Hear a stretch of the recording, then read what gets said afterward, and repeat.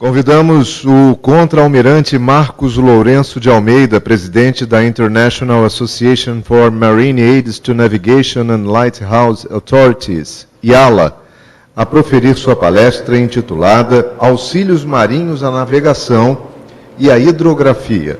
Por gentileza. Bem, bom dia a todos os presentes. Gostaria de cumprimentar o almirante Paulo César, primeiramente, presidente da SB Hidro, o almirante Prado Maia, presidente do Clube Naval, e todas as demais autoridades, e todos os presentes. É uma honra estar aqui junto a essa plateia de diversos amigos aqui, companheiros de longa data na hidrografia, para falar sobre um assunto tão gratificante e tão motivador, né? Quando a gente fala de auxílios marinhos à navegação para uma plateia como essa, é bem fácil, é bem tranquilo. Mas quando a gente vai para fora e fala da IALA, a pergunta é o quê? Então é interessante a gente divulgar alguns conhecimentos, alguns conceitos, e até mesmo saber por que a gente está fazendo isso tudo, né? Esse é o nosso roteiro de hoje, dessa nossa conversa, desse nosso bate-papo sobre auxílios à navegação, que eu vou falar um breve histórico, falar sobre a IALA, os assuntos atuais e a cooperação com a OHI, com a hidrografia, que é algo intrínseco aos auxílios à navegação. Mas antes da gente começar a falar nisso, e eu acho que é um ponto que eu gosto sempre de chamar bastante atenção, é importante sempre a gente saber o porquê que a gente está fazendo alguma coisa. O que eu estou fazendo e por que eu estou fazendo. E como até eu estava comentando com o professor Edson Mesquita, né? Dos pontos que eu vou tocar é a questão do risco. A gente às vezes faz um levantamento de risco, risk assessment, muito fraco, né? E às vezes no meio do caminho de uma implantação de um projeto, a gente se depara com obstáculos que não foram visualizados no planejamento, e aí quem está executando pergunta, como é que não viram isso, né? Como é que não pensaram nisso, né? Então é muito importante que a gente saiba o porquê que a gente está fazendo. E quando a gente fala desses assuntos voltados à navegação, a gente tem essa introdução ali que toca em vários pontos super importantes para a compreensão da atividade. Então, o crescimento do comércio internacional é um dos fatores que alavancam muitos desenvolvimentos, né? Mas não é só ele. O surgimento, por exemplo, em termos de atividades marítimas, de novas atividades marítimas, né, mexe completamente com o arcabouço que a gente está trabalhando, com as variáveis, né, que nós estamos levando em consideração. E a necessidade de garantir a segurança da navegação se alia ao desenvolvimento tecnológico. Hoje em dia nós temos uma tecnologia para cada coisinha. E a padronização desses argumentos, né, é de fator primordial, porque senão um comunicador, como a gente se depara muitas vezes, na Marinha a gente já passou muitas vezes por essa situação, compra um comunicador novo, compra um radar novo, não fala com um equipamento, não fala com outro, e aí a gente fica com um elefante branco dentro do passadiço, porque a gente não viu que aquele padrão era diferente do outro equipamento de comunicação que a gente tinha, ou seja, compra um radar, por exemplo, bodoso, mas ele só aceita a carta eletrônica de determinada empresa, mesmo que a gente faça as cartas eletrônicas, e nós que produzamos, a própria Marinha.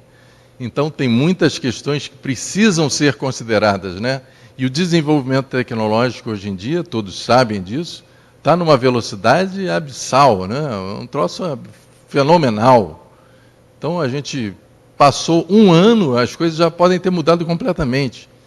Então, atribuir prioridade para as coisas certas é fundamental para o sucesso daquela atividade, né?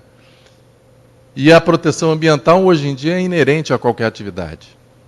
Eu costumo falar, muitas vezes a gente leva para um lado mais particular, em termos do ambientalismo, mas a sustentabilidade é uma necessidade de preservação da vida, né? Então não é uma questão de ambientalistas. A sustentabilidade é uma necessidade hoje em dia.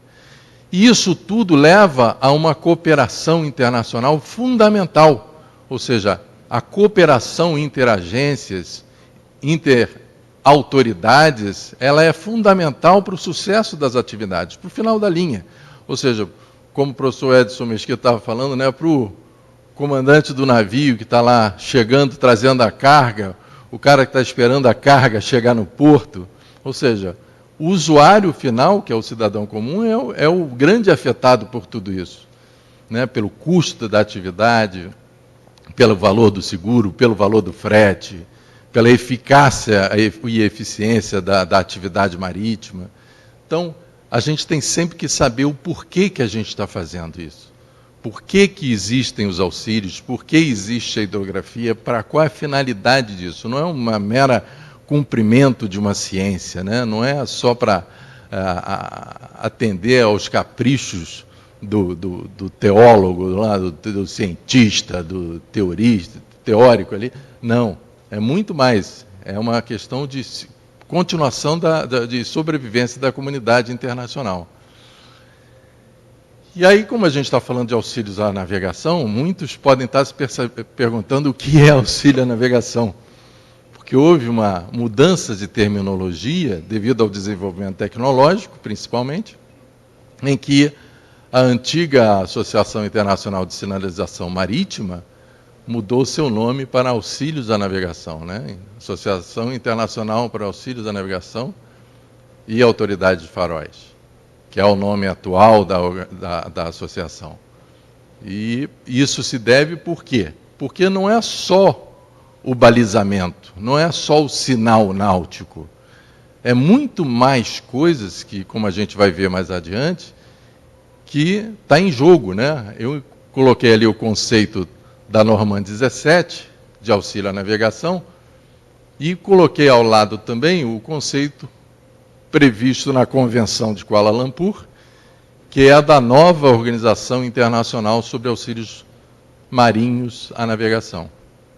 A nova IALA que está surgindo, né, que a convenção já foi aprovada, ainda não está em vigor, como nós veremos mais adiante também.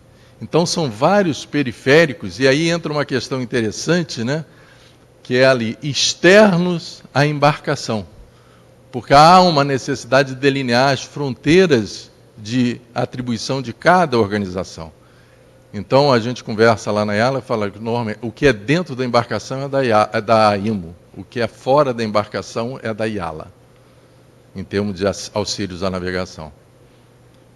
E eu não comentei da OHI, porque a OHI fala da hidrografia, da carta náutica, que eu acho que é intrínseco à navegação. Eu acho muito difícil alguém fazer a navegação sem a carta.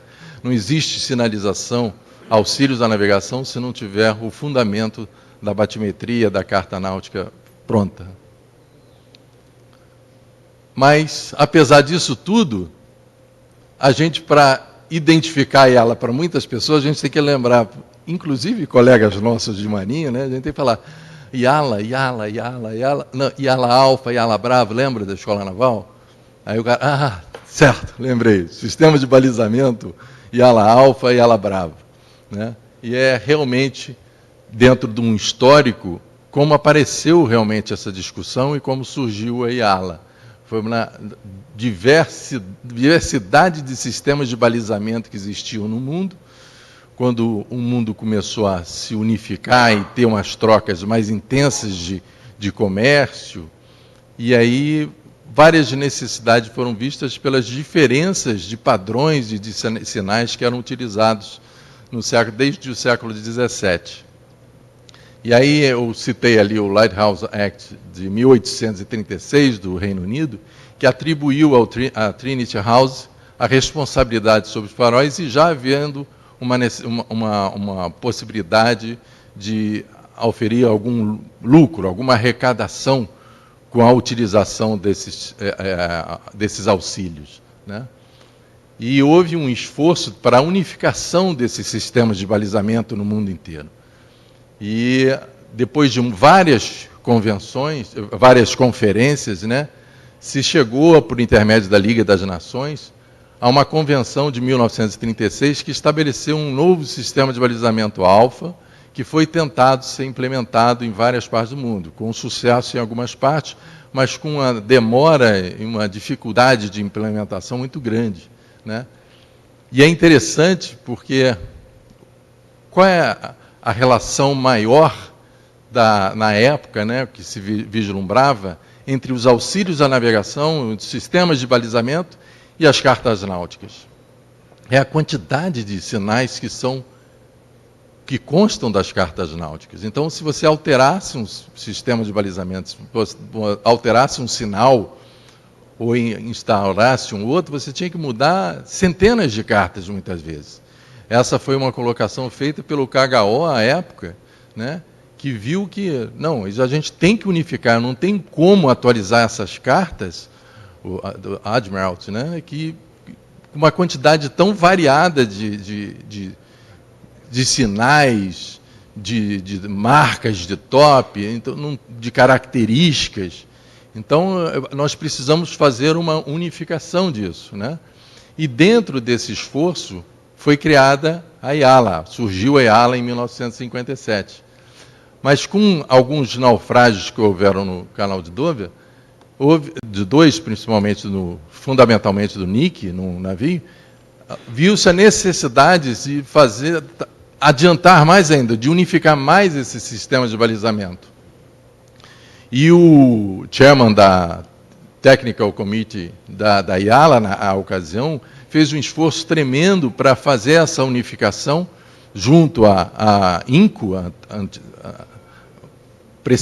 precedente da IMO, né, como era o nome da IMO, né, a INCO, junto à INCO, junto ao OHI também, para se estabelecer um sistema internacional em que padronizasse, por fim, todo o balizamento mundial. E isso foi conseguido em 1980, com o lançamento aprovação de um novo o Maritime Voyage System, né, que estabeleceu o sistema que hoje em dia nós conhecemos, que é o sistema IALA Alpha e IALA Bravo, que foi mostrado nesse slide aqui, ou seja, as regiões e os sistemas que são adotados.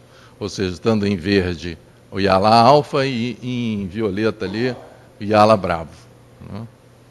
Então, foi um caminho muito difícil percorrido, mas as tecnologias se alteraram, modificaram, se aprimoraram, se diversificaram, de modo que houve a necessidade de se estabelecer novos padrões, de se estabelecer recomendações, diretrizes, manuais e cursos modelos, né, que ela propicia, né? E aí vem um item que eu acho muito importante, que nós estávamos conversando há algum tempo, e no âmbito na Marinha mesmo, como eu conversei com o professor Mesquita, né, que é o de Risk Assessment, né? Ou seja, hoje em dia a própria IMO prevê que você tem que ter um levantamento dos riscos envolvidos para você desenvolver um planejamento, não só o planejamento portuário, mas um planejamento de sinalização náutica, todo um estabelecimento de canais portuários, ou seja, tudo tem que ter uma avaliação de riscos, de modo a apontar todas as necessidades que precisam ser tratadas no planejamento daquela atividade, né? E eu acho fundamental e é uma coisa muito pouco explorada até hoje no Brasil. Fora do Brasil, isso é visto... Primeira coisa é o Risk Assessment. Depois fala-se do resto, né? Mas a gente ainda fala... Não, o que você acha? Faz consultas, contrata uma consultoria, o consultor fala lá o que ele acha, mas o embasamento de um Risk Assessment ainda é tratado de uma forma secundária por nós, o que é uma temeridade, né? Que é uma temeridade. E a IALA, além disso, né, ela teve várias realizações muito interessantes, né, que ela avoca a sua contribuição. O primeiro deles sendo o sistema de balizamento, né, internacional, que é o IALA Alpha e IALA Bravo. Inclusive foi recentemente aprovado o atualizado pela conferência que houve aqui no Rio de Janeiro.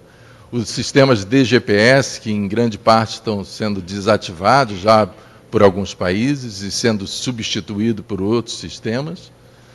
O AIS, Atom AIS principalmente, o VDES, o VTS, o Vessel Traffic Service, né, que é uma coisa fundamental em que a gente ainda vive um dilema sobre a necessidade de se implementar um VTS, e às vezes a gente vê a implantação do VTS não pelos riscos envolvidos, mas principalmente pela falta de controle da atividade por parte das autoridades. Então, a autoridade portuária, por exemplo, né, não assume determinadas responsabilidades, e o VTS, a implantação do VTS, acaba forçando essa assunção de responsabilidade. E principalmente tem visto a questão de organização, ou seja, o acesso às informações disponibilizadas através principalmente do VTMS, né, propicia um ambiente mais de segurança, até mesmo segurança jurídica maior, que favorece o estabelecimento desse sistema, como está sendo estudado no Porto do Rio de Janeiro, no Porto de Itaguaí, no Porto de Santos, né, que é bastante interessante, mas que foi vislumbrado para uma necessidade em termos de riscos, mas também é utilizado por uma questão organizacional de segurança jurídica também.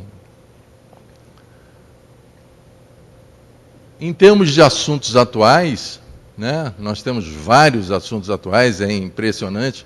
Na conferência do Rio de Janeiro, em final de maio, início de junho, a gente pode ver nos trabalhos apresentados a profundidade dos temas que são abordados, desde a alimentação dos auxílios à navegação, como o padrão de comunicação das informações. São coisas muito interessantes, mas eu elenquei alguns deles aqui, que é a AS200, né, que é a que a gente tem trabalhado mais, em muita proximidade com a OHI, né? O MRN, né, a questão de nomenclatura dos auxílios à navegação. A parte de conectividade, quando a gente fala de transmissão de dados, principalmente de VTMS e dos EITONs, a rede de AIS, EITONs, a gente vê a necessidade de um sistema de conectividade que realmente funcione, e vira e mexe a gente verifica quando a gente mistura um tipo de AIS Atom com outro, a gente vê que não consegue transferir, e às vezes aquele sinal fica acendendo e apagando na tela do usuário, né? Uma coisa que está sendo muito tratada e discutida na IALA, que é a questão do PNT, né, o sistema de posicionamento, né, que normalmente a gente, genericamente aqui no Brasil, principalmente, a gente só usa o GPS, mas existem outros sistemas sendo lançados, sendo criados e já em uso, né, que permitem um método alternativo de determinação de posição, que não seja só o GPS, que pode ser alterado, e em algumas situações já foi verificado que a informação cessa por questões de conflitos armados e outras questões. O Risk Analysis and Management, que é fundamental, e a gente tem aprimorado, a própria IALA tem 3 ferramentas de Risk Assessment que são muito importantes, muito interessantes e têm sido cada vez mais difundidos, né? O MASS, né, o navio sem tripulante, que é uma coisa que para a gente falar, isso aí vai levar muito tempo. Já existem embarcações pequenas em teste no âmbito lá da Europa, na Holanda e na Alemanha, em navios pequenos, em que é até mesmo o direcionamento, em vez de usar navios grandes, como é o caso no Brasil, devido às distâncias envolvidas, no transporte, muitas vezes, lá de Roterdã, para outros portos que funciona como um hub, né? é mais viável, muitas vezes, utilizar um navio de porte médio do que um navio de grande porte. Então, estamos tratando a questão do MAS para embarcações menores, em que viabilizaria mais ainda o custo, né? Baixaria muito mais o custo, por não ter a questão da tripulação. É o vislumbrado, né? Mas entra várias outras questões, e principalmente a questão do cybersecurity, né? A segurança do ambiente virtual, em que qualquer risco, né? Qualquer possibilidade de violação dessa segurança pode acarretar um acidente boçal, né? E o Atom Software, que também está desenvolvido pela IALA, né? Esse é o principal. Ali no canto tem a S201, né, dos auxílios à navegação, é a questão mais trabalhada em conjunto com a HI, né. Aqui estão, no caso da S200, os produtos, a especificação dos produtos e o estado de desenvolvimento. Vários deles já foram completados, rascunhos já estão prontos para aprovação, e estão muitos em fase de teste, alguns ainda estão em planejamento. Esse é um test bed da S200, no caso, no âmbito lá do porto de Incheon, na Coreia, que é um local de modelo, e que você pode verificar. Esse software está disponível pelo site da IALA. Você pode verificar e clicar e vai testar todos os teus argumentos lá. É bastante interessante e facilitará muito, né, a uniformidade das informações. E nós vimos aqui na 20ª Conferência da IALA, em que ocorreu a reunião da Assembleia da IALA e duas reuniões de conselho, também onde várias normas foram aprovadas, os novos padrões foram atualizados, principalmente em decorrência dos Virtual ATONs, né, dos auxílios à navegação virtuais, né. E foi um evento de grande porte, uma organização excelente, né, que propiciou a IALA um período muito fértil de produção e com recorde de participação, e principalmente em âmbito de cooperação, né. É histórica já a cooperação da IALA com a OHI, com a IMO, com a ITU, né, a Organização Meteorológica também Mundial, de modo só que tem um fator. Na foto ali é o secretário-geral da OHI, o Dr. Matias Jonas, fazendo o keynote speech na conferência. A questão que difere ali, que tem uma coloração diferente, é que a IALA ainda é uma NGO, uma organização não governamental. É uma associação internacional, enquanto as demais são organizações governamentais. E o que está levando a uma transição na IALA, atualmente em execução, essa transição, que é da convenção da IALA, como organização intergovernamental. Então, essa convenção foi aprovada na Conferência de Kuala Lumpur, a Conferência Diplomática, daí a foto da participação brasileira, né? E nós fomos o vice-presidente da conferência, e essa foi a delegação brasileira que esteve presente à Conferência Diplomática, em que foi aprovada. E é interessante que os Estados Unidos, uma colocação por curiosidade aqui, os Estados Unidos foi completamente contrário à criação dessa organização, né? Se opôs terminantemente à aprovação dessa convenção, e já afirmou de antemão que não iria ratificar a convenção da IALA, o que não afetou muitas as pessoas, né? Porque ela vai continuar participando, mas como membro associado. Atualmente, a Convenção sobre a Organização Internacional de Auxílios Marítimos à Navegação, e seu nome em português, que está sendo tratado no âmbito do Congresso Nacional, já tem 22 ratificações, instrumentos de ratificação.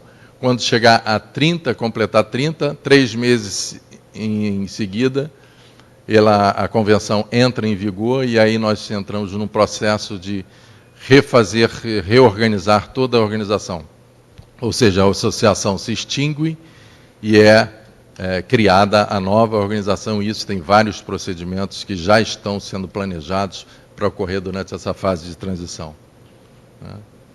E é importante dizer que os auxílios à navegação, na verdade, quando a gente está tratando num fórum de hidrografia, ele só existe porque existe a hidrografia. Ou seja, seria muito difícil você fazer um planejamento, estabelecimento de sinais de auxílios à navegação, se você não tivesse o básico, né, para a navegação em si, né, que é a batimetria, as sondagens, principalmente com maior cobrimento, com cobertura total, como hoje em dia a gente tem nos levantamentos por multifeixe, né? Então, os auxílios à navegação, eles orientam o navegante para o caminho seguro, mostrado pelos levantamentos que geram as cartas náuticas. E, como conclusão, a hidrografia e os auxílios à navegação são imprescindíveis à segurança da navegação. Não tem como a gente, principalmente, confiar somente na tecnologia. A gente tem que ter vários auxílios, mas o principal personagem disso, e aí entra a capacitação, são as pessoas que lidam com esses auxílios, que lidam com a hidrografia, que executam a hidrografia, que executam o planejamento dos auxílios à navegação, né? E muitas vezes a gente... E é um desafio, esse navio sem tripulante é um desafio. Muitos dizem que não vai dar certo, outros dizem que a gente vai ter que achar um meio termo e botar pelo menos o comandante lá da embarcação, até mesmo para a questão de responsabilidade. Mas a capacitação do ser humano, da pessoa que vai trabalhar e que vai fazer a garantia dessa segurança da navegação é fundamental. A transição da IALA para a IDO, nós acreditamos que vai facilitar esse estágio de cooperação, esse nível de cooperação entre as organizações, que elas vão estar com a mesma paridade, principalmente, e principalmente porque elas as normas passam a ser vinculantes aos estados que ratificam, né? Ou seja, hoje em dia só cumpre se for numa resolução da IMO que obrigar a utilização de um padrão da IALA, né? Enquanto que quando ela se transformar numa organização intergovernamental, os padrões, as normas dela, que não sejam somente recomendações, elas passam a ser vinculantes ao cumprimento dos Estados. E temos vários desafios, né, à frente. E cada vez mais a gente vai enxergando mais desafios. Não só o PNT, mais conectividade, sustentabilidade, mas vários outros que vão surgindo à medida que as tecnologias estão sendo apresentadas à comunidade, vão surgindo, né? Quando a gente parece que está tudo estabelecido, aí aumenta um navio, fazem um navio de um porte maior, com uma dinâmica diferente, e aí a gente tem que refazer, na verdade, tudo que a gente tinha feito antes para verificar quais são os riscos envolvidos, quais são os auxílios que são necessários, né? Então, é um modo dinâmico de atuação, o que é muito motivador, que a gente não tem tempo para parar, não tem tempo para descansar, a gente tem sempre o que fazer, né? E aí a gente pega o lema da hidrografia, né? Restará sempre muito o que fazer, realmente restará sempre muito o que fazer. E eu agradeço a atenção, e ali tem a foto. Eu me sinto muito honrado por ser o presidente da IALA, representante brasileiro na IALA, e estar atualmente na presidência da IALA, né? Eu agradeço e fico à disposição para qualquer questionamento. Muito obrigado.